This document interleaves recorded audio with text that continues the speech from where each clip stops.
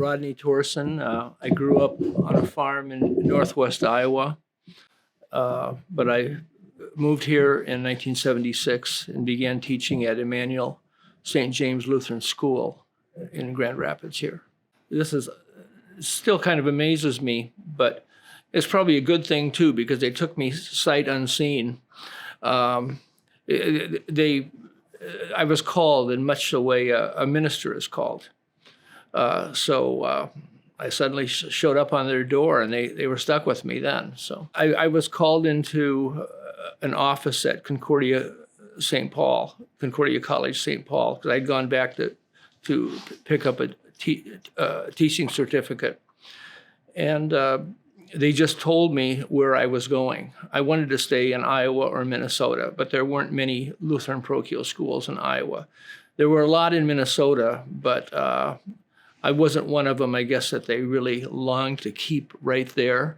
They wanted to see me out somewhere else, but I got paid better than almost anybody did, from what I understand. But it wasn't because I was so good or anything. Well, it had to be the nursery rhymes that my mother read to me when I was a child. Sing a Song of Sixpence. I was mesmerized by it. The whole idea that birds could be baked in a pie, and then when the pie was opened, the birds began to sing. And I just remember just shaking my head, not really getting how that could be. But I was enchanted by it. And I was also enchanted by Hey Diddle Diddle. And because I was a farm boy, that one line about the cow jumped over the moon. And I was riveted on that line at different points for several years. And I think, even though it's not a literal leap, there are a lot of figurative leaps in poetry. So it just kind of fit right in. I thought about how, when I was a beginning teacher, I thought about how there are lines that, well, let's just put it this way. If I walked out onto the playground when I was a kid and said a cow jumped over the moon, I would have been scoffed at, maybe laughed off the diamond or whatever I was doing. But in the context of a poem, you can get away with things that maybe you couldn't get away with anywhere else. And so when my students were creating poems, I would urge them to be open to anything. If there was a line that maybe didn't make literal sense, put it down, because you can always erase it later. But I wanted them to feel that kind of freedom. One of the first poems that, well, not one of the first poems, but because I'd been writing and publishing for a number of years. But in 1982, I was 31 years old. And I wanted very badly to write a poem about the sheep-killing dogs that had been on our farm. The sheep-killing dogs that had been running through the neighborhood killing sheep. And our friendly pooch was living a double life. In the day, it was lolling around in the sun, and I'd go out to do chores, and it would come up, and I'd give it a pet or two on its head. And it was just a real friendly dog, but at night it was killing sheep. And it didn't take long for us to receive a phone call that we had to do something with it. We had to either have it on a long leash or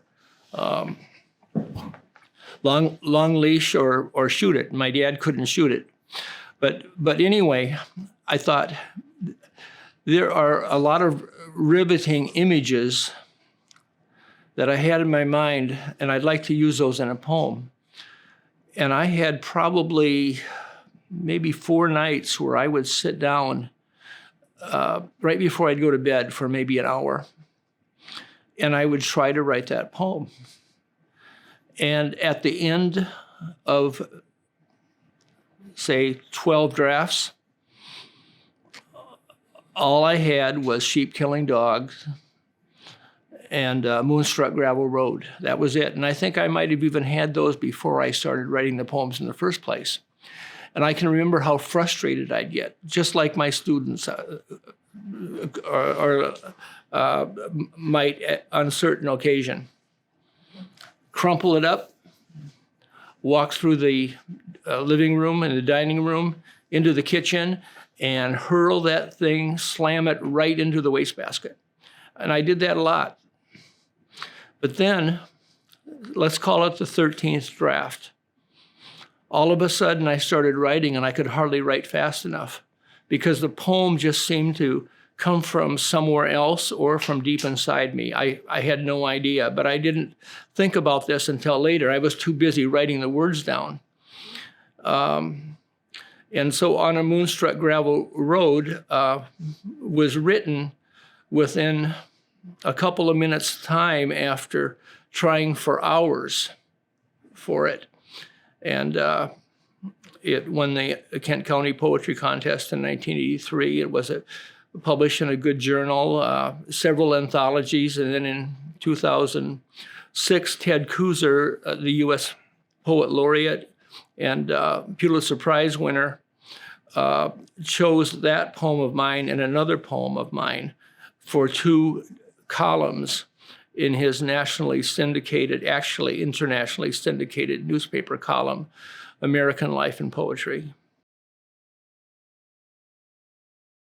On a moonstruck gravel road, the sheep-killing dogs saunter home, wool scraps in their teeth.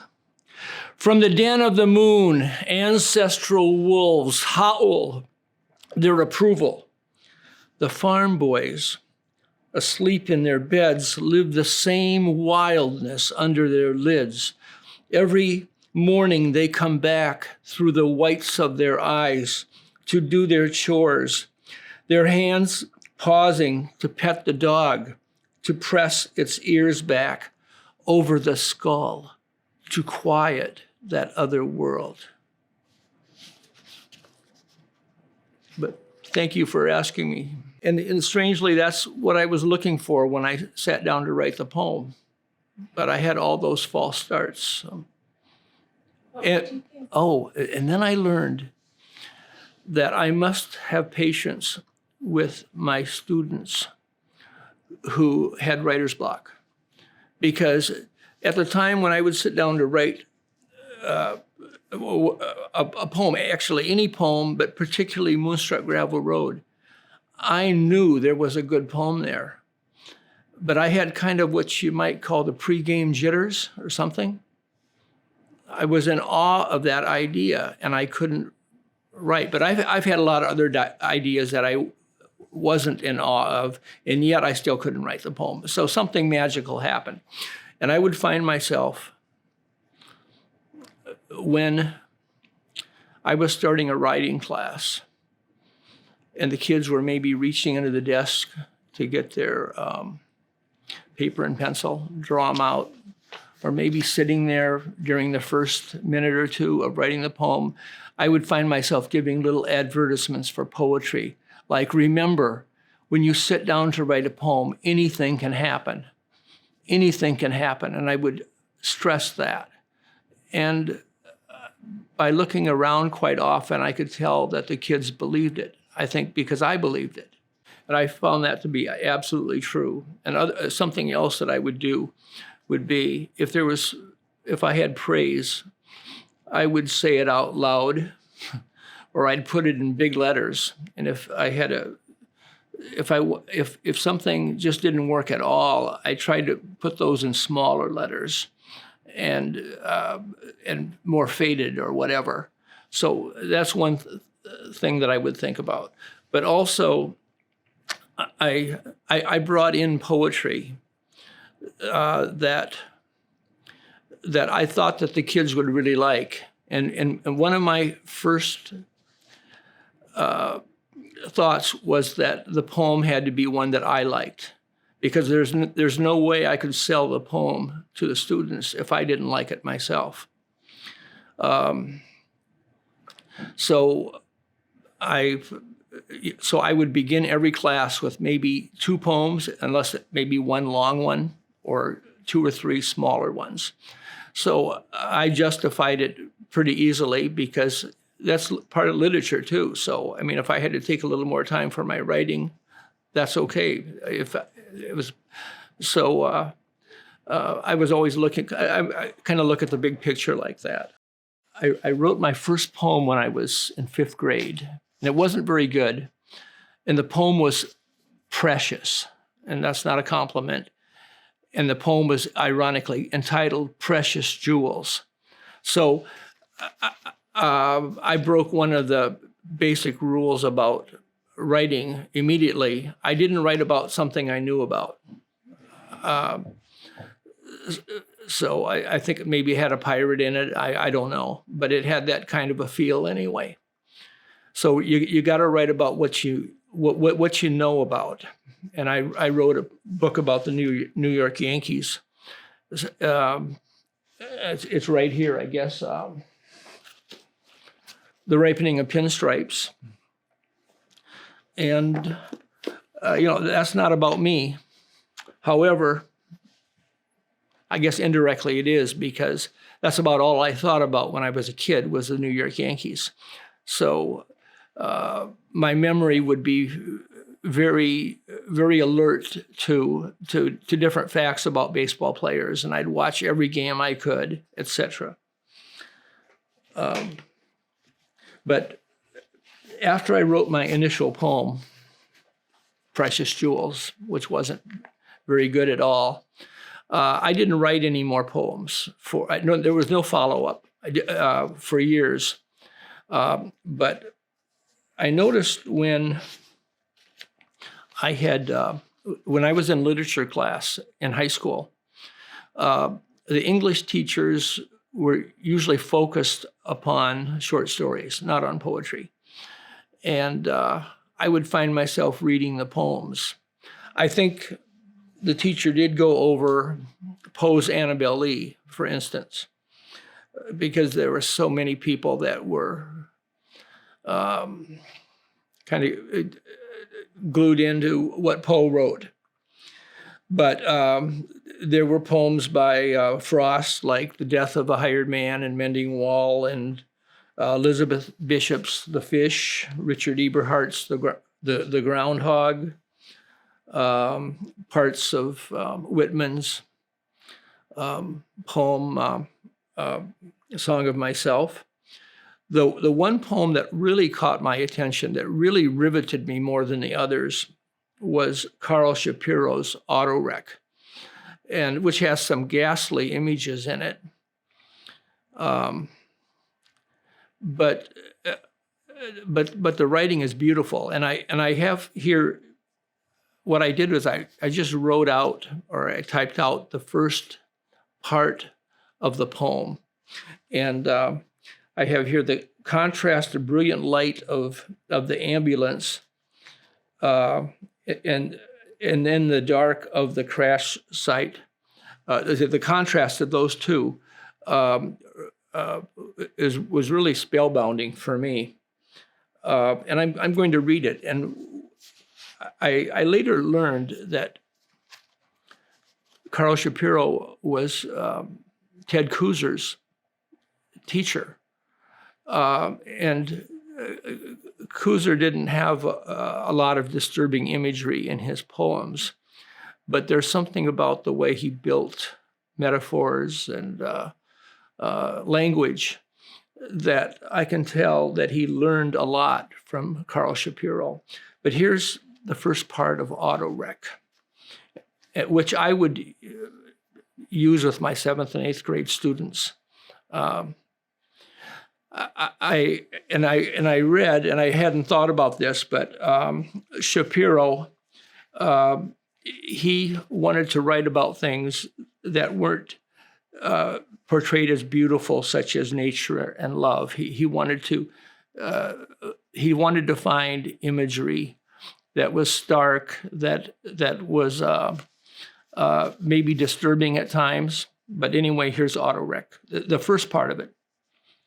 its quick, soft silver bell beating, and down the dark one ruby flare, pulsing out red light like an artery, the ambulance at top speed floating down past beacons and illuminated clocks, wings in a heavy curve, dips down and breaks speed, entering the crowd.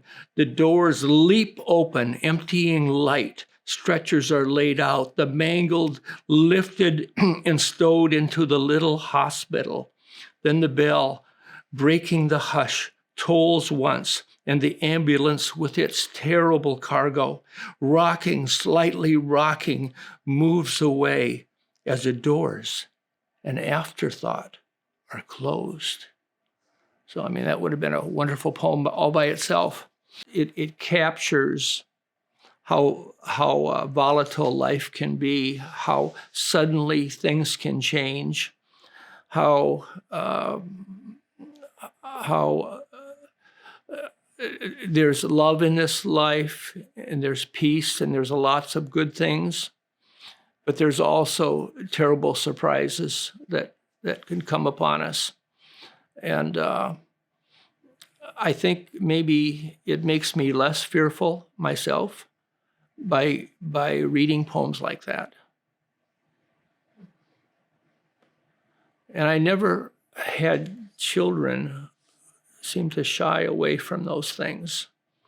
When I'd read them, they would kind of take them in the context that they were given. All through college, I wrote poetry. I wrote poetry the last year and a half that I was on the farm, but it was terrible poetry. I went to Concordia College in St. Paul, and you'd think that someone who started a poetry club on campus and got a faculty advisor and everything would know exactly what he was doing, but I didn't. And in 1973, that was when I was a senior, Concordia hosted a poetry contest. And it was judged by Michael Berryhill, who was a University of Minnesota poet. On the night that he divulged the names of the winners, he said that all the poetry that was not among the winning entries was sophomoric. And I knew then that my poem was sophomoric. But then he read one of his own poems, and it has one line that leaped out at me. The typewriter begs to be beaten. And I think maybe I felt a little of that. Maybe that's why why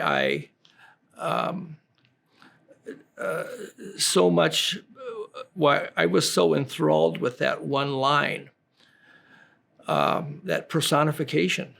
The typewriter begs to be beaten. The poet did me a favor by telling me that the poem wasn't any good. I mean, he didn't tell me that individually, but I knew. And I've thought about thanking him, and I still might do that. But then I'm a little bit, when I don't know him at all, I'm a little bit confused as to how that might come across. But anyway, I went to Sioux City. I moved to Sioux City, Iowa, and I was a live-in counselor at a home for emotionally disturbed teenagers after that. And I entered a poetry contest there.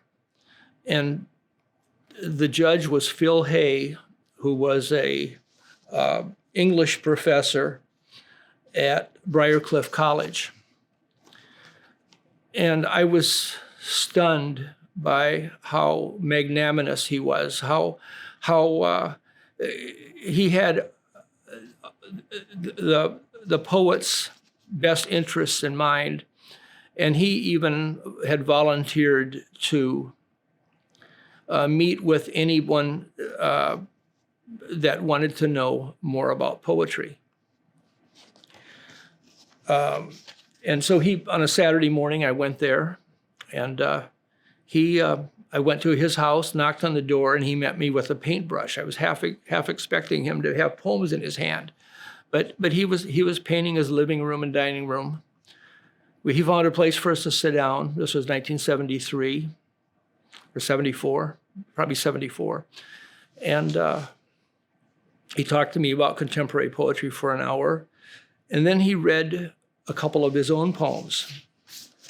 And there was a poem that I ended up using in my classroom for decades.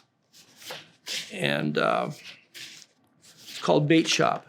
This is one of them that he read that day. And I saw the poem again 3 years later because it appeared in a journal called Poetry Now, which was a very good journal, well known at the time.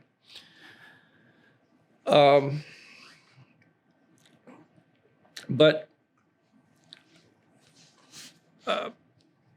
I think because the poem had all of its erasures and cross-outs still intact, I even felt closer to that poem for some reason.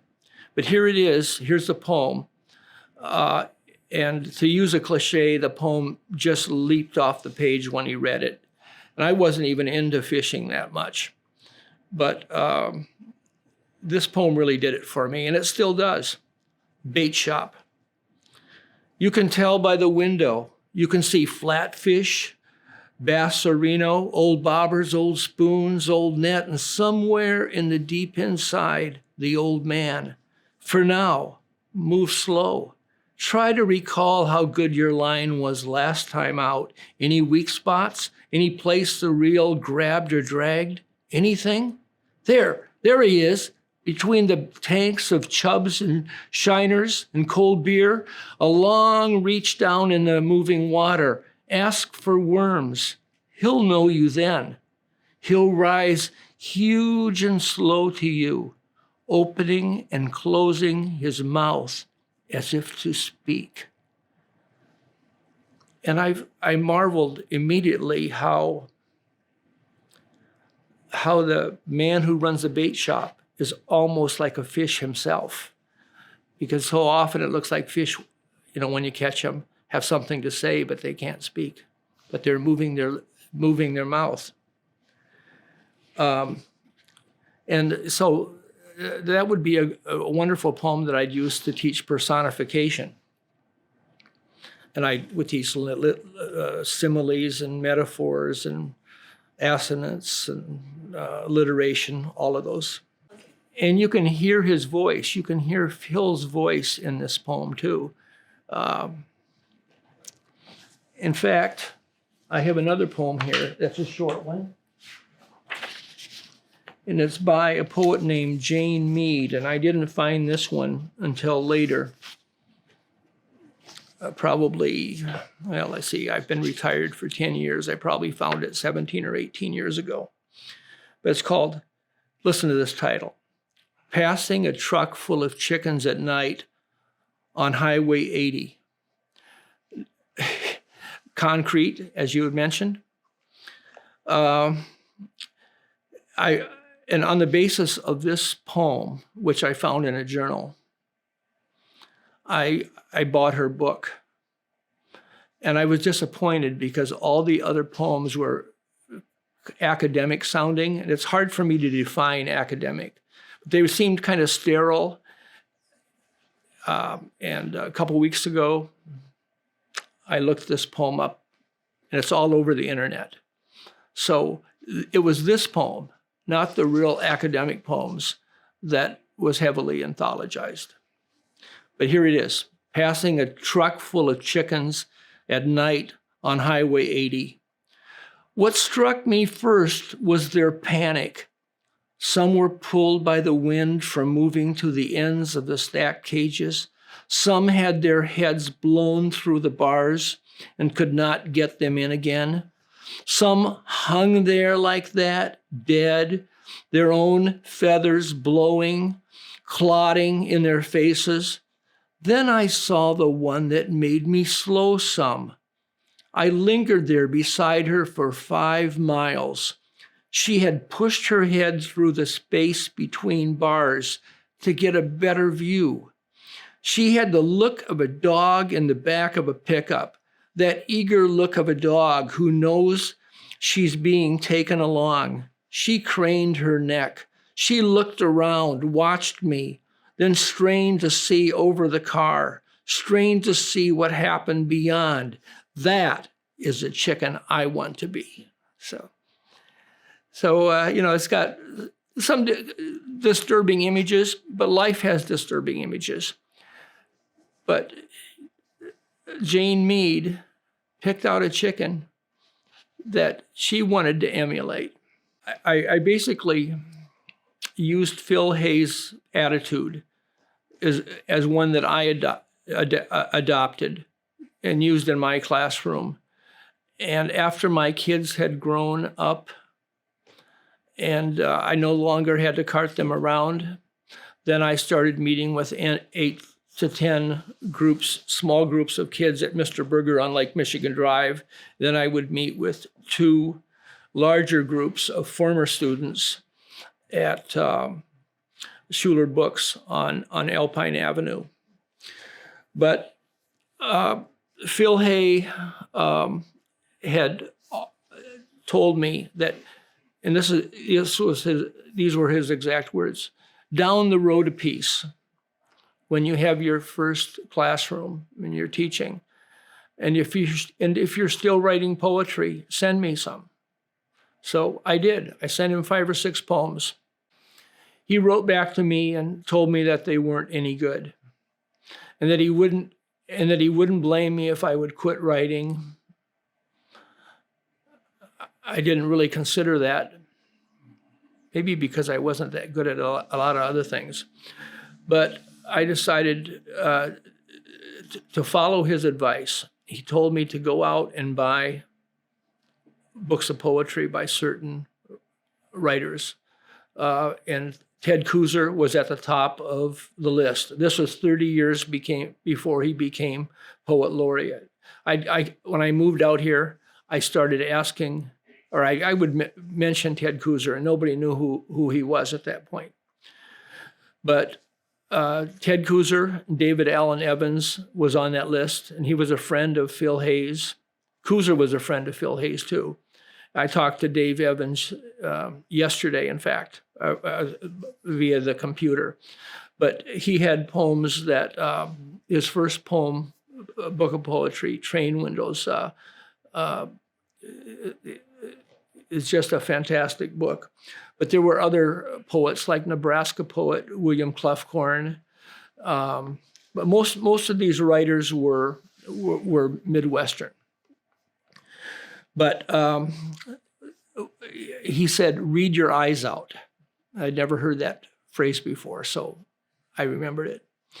And I ordered all of the books, and then I kept writing poems, and I sent him another 5 or 6, probably 6 months later. And then he wrote back, and he said that they showed incredible improvement, that they were eminently publishable. And I don't know if he was exaggerating there or not, but Ted Kooser had a book called Windflower Almanac that he was editing in those days, and he took 2 of those poems, so they must have been pretty good. And another poem won first place in the Kent County Poetry Contest in 1980. In 1979, let's see, I started teaching in 76, but I didn't start teaching poetry until 78 when we had a new principal, Craig Johnson, who gave me a lot of encouragement along those lines. But somehow I found out about what was then called the Kent County Poetry Contest. And so I had my students submit on March 1st. And one of my students, Jandy Went, won 3rd place in the contest. And so I was thrilled. Later on, we would win the majority of the places from the next year, which would be 1980 through 2012 when I retired. We were all thrilled when Jan won third place. And the next year, I'll tell a little story here. One of my students won with a poem about a grocery store, because I had read Phil Hayes' poem Bait Shop, and I asked all the students to try to come up with a place that they had frequented or they'd been to and write about it.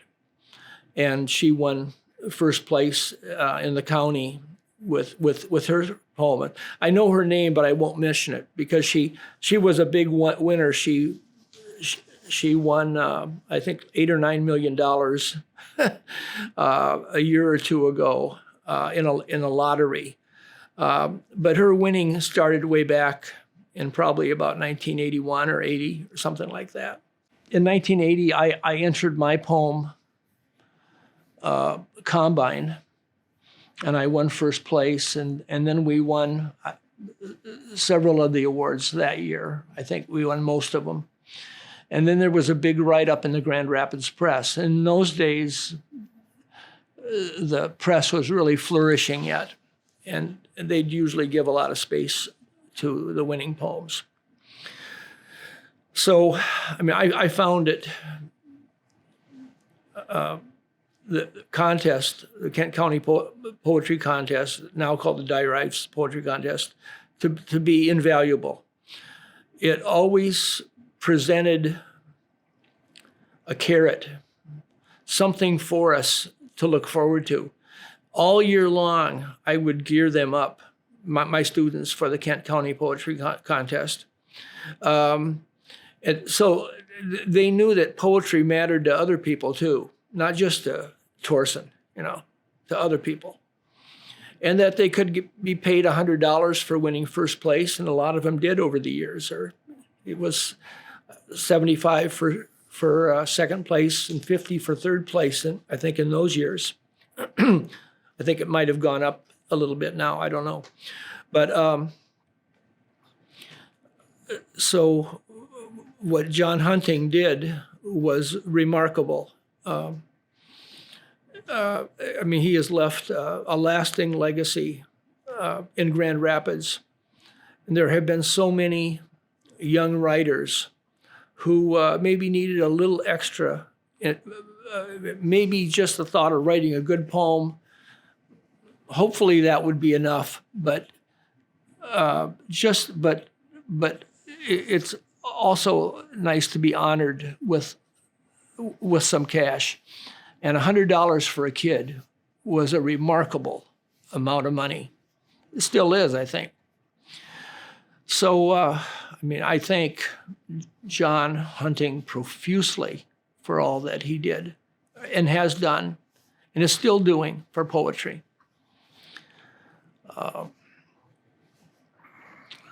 Me too.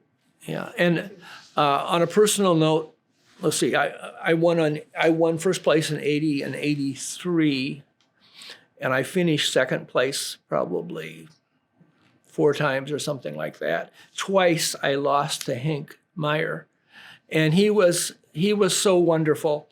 His poetry was scintillating. I didn't mind losing to it. I mean, I looked at it and I thought, yes, I can easily see how this was awarded first place. And he even used a pseudonym. But he was very gracious. And his dad came to one of the to one of the poetry readings that his son won, and he gave me a certificate to get free ice cream. I think it was at maybe the Plainfield Meyer. So Purple Cow. Purple Cow, yeah. And he was very friendly and everything. So, but I found that it was 1991 was the last year that I submitted. And that was because 2 of my friends had decided that it was time to bow out, that they had to give other people a chance. And quite And then I felt pressure to bow out too, and I really didn't want to because I look so forward to this every year, and I liked having my poems showcased alongside my students and everything. But I did bow out. But it was I want to say bittersweet, but I don't know what was sweet about it actually, except maybe it got me submitting to a lot more journals with intensity, and it led to getting my first book published, so The Ripening of Pinstripes.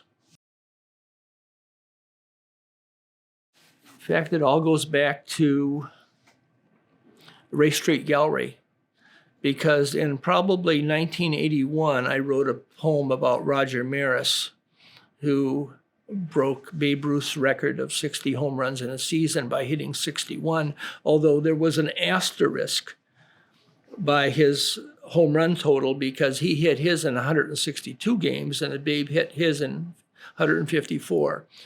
So, but I wrote a long poem about that. And the other people at Race Street Gallery, and they were fine. Miriam was one of them, and Jim Allen, and there were others. And they told me that they liked the poem, and they encouraged me to write more. And I just would write maybe one or two a year for a few years. And then I saw this book taking shape and started submitting it. And it got, I think maybe the second or third time I sent it out, I had Storyline Press, which focused on narrative poems, show a lot of interest in it.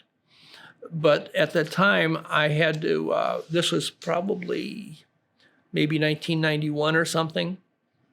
I mean, I worked on this book for like 16 years. Wasn't the only thing I did, the only kind of poems I wrote. But the publisher told me that he thought it was a great idea, but that the book was, it needed a lot of work yet. But I should send it back to him if I continued to work on it. So I actually had the book accepted for publication probably 3 years later. And he said it was a runner-up for what they called the Laureate Prize for first books.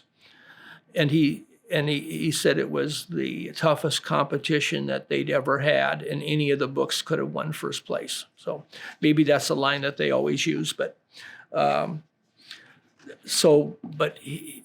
took the book as long as I was willing to wait. I figured, why not wait? So I waited 3 years for the book to come out. But when it came out, it did very well. I don't know, I gave you that book to look at. And I had a lot of reviews from all over the country. And I don't think there was one bad review. There was one that wasn't quite as good as the others. But, you know, it's one thing that's kind of strange for a writer. I got all those beautiful reviews. And then there's something in you that always has to live up to that. You know, and you can, you know, there's something about the writer's psyche. You're, you know, you can't live on your past laurels, and then you wonder whether you still have it or whatever. So I don't usually have to go through that very long at all. But I did, especially for a few years afterwards. So like, how do I follow this up? And I had a rural book that Western published 3 years later, and they asked me if they could publish it. So, you know, it's a kind of a tenuous thing for a writer. Sometimes you're you're a lot more locked in than other times, or you're a lot more confident. And I think about a baseball player, how the ball looks like a grapefruit at different times. And then other times it'll look like a BB. If you're in a slump, it looks like a BB. And I've been in slumps, but I know that it's just a temporary thing. This one was published in 1998. This came, I guess, 4 years later, and Herb Scott asked me if he could publish a book of my rural poems. He had been my teacher at different points. So, and by the way, I mean, I loved Herb Scott. He was just a wonderful, wonderful man, wonderful friend. And John Woods helped me a lot too, gave me early encouragement. But Herb picked the poems for this. And he did a little weeding on several of the poems, but pretty much the way they were when I wrote them. And then I published The Secrets of Fieldwork. I had published a chapbook called On a Moonstruck Gravel Road, which I'd named after that poem of mine. And it appeared in 1984, so it was 14 years before this came out. But then this one came out 4 years later, and then I got involved with, I don't know, it seemed like the years just moved by, and there was a few years when I wasn't submitting poems I was submitting them to magazines, but I wasn't submitting them for books. So Finishing Line Press published this in, I think, 2010, I believe it was. Yeah, my eyesight isn't very good. The print is kind of small. I think it's 2010. So there was 8 years between this. And then 2019, Finishing Line published this book of poems about rock music. But it's kind of an archaic title.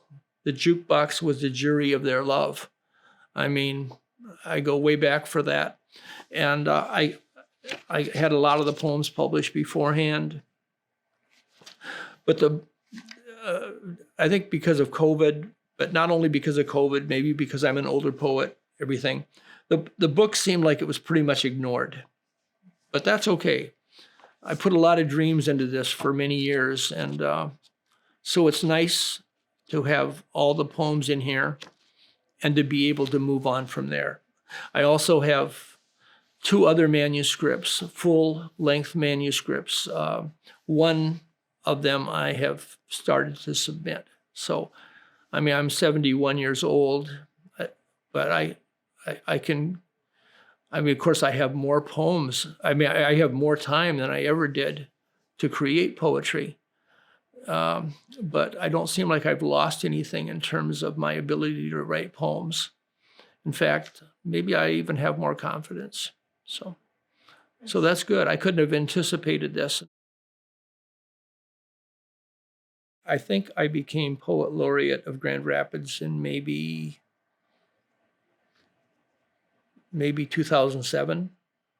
Is that right? Or do you know? I wish I did. No, that's okay. It's not work. And I was appointed to a 2-year term, but then it was expanded to 3 years.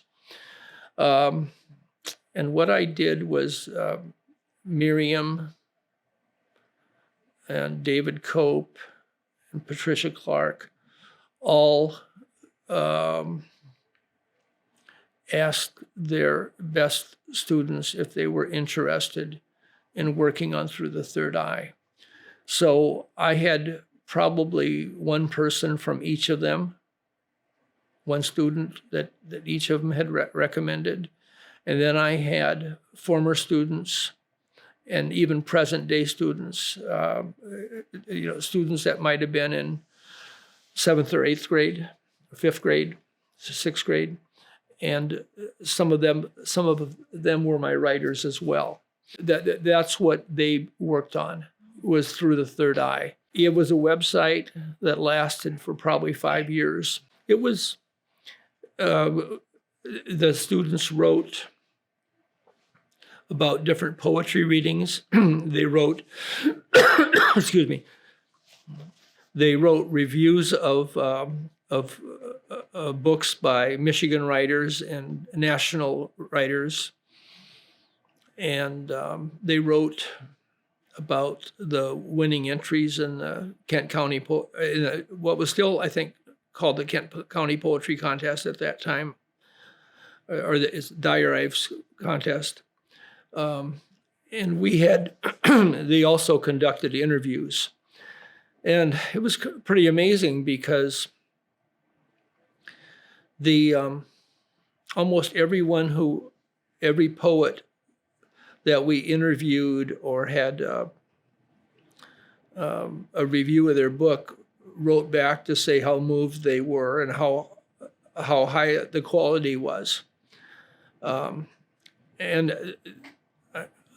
they would turn in drafts to me, and I would go over them and tell them where I thought they need to be stronger. So they did go through revision processes for everything. But it finally folded. I actually tried to pass it on to somebody else, but it didn't. It just didn't work. But the people that I worked with initially, they worked very hard on it, and it was a new thing. Sooner or later, they got burned out, and I kind of got burned out too. And I was kind of neglecting my own writing as well. But I would have kept going it went on for 2 years after my poet laureateship ended. But it was just too hard. I tried to get new people, but it just didn't work out. So, but it served a purpose while it was there. But I feel kind of bad about it that it never went on. So I found that, as I had said before, my own kids grew up. I didn't have to cart them around after school, etc. And I still had energy left for that kind of a thing. So I would meet with them, and 8 to 10 groups during the summer for an hour and a half apiece. And we'd look at poems, and there might only be maybe me and maybe 3 or 4 kids around a table. And then at Schuler Books, there were 2 groups. There was 5 to 7 in one group and probably about 10 to 12 in another group, but not everybody was there every week. As I mentioned, I went back to Phil Hay, how he had reached out to other people. Because I guess I wasn't used to having people reach out to me when I was a kid. And so I was very touched. He not only reached out to his Aquinas students, but to other people in the community. And he really cared about my progress as a poet. And so I figured I could do that too. And there's something about, working on writing that it's a solitary pursuit. So there's a lot of time that I spend with just the piece of paper in my hand. So this gave me also an opportunity to mix with people and to kind of build up kids. And I think a lot of times they do need that. And they always seem to appreciate it, and their parents appreciated it too. So, and I suppose I could have been writing more of my own poems at that time instead of offering all that help. But then I think about Herb Scott. Herb didn't just think about himself. He was always thinking about his students.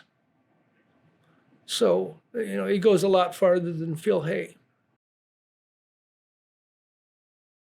I feel moved to mention James Wright's poem, A Blessing. because that poem was so instrumental in my classrooms.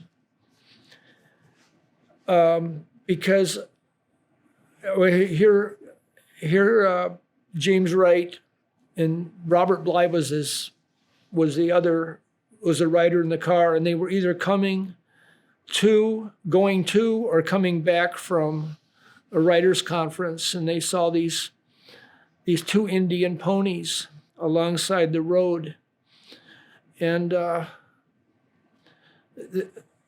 Wright is very touched by his connection there with nature and those horses. And in fact, he is so moved that at the end of the poem, he says that if he could step out of his body, he would break into blossom. And that is such a gorgeous line. But there's heartache in that line too, because you can't step out of your body.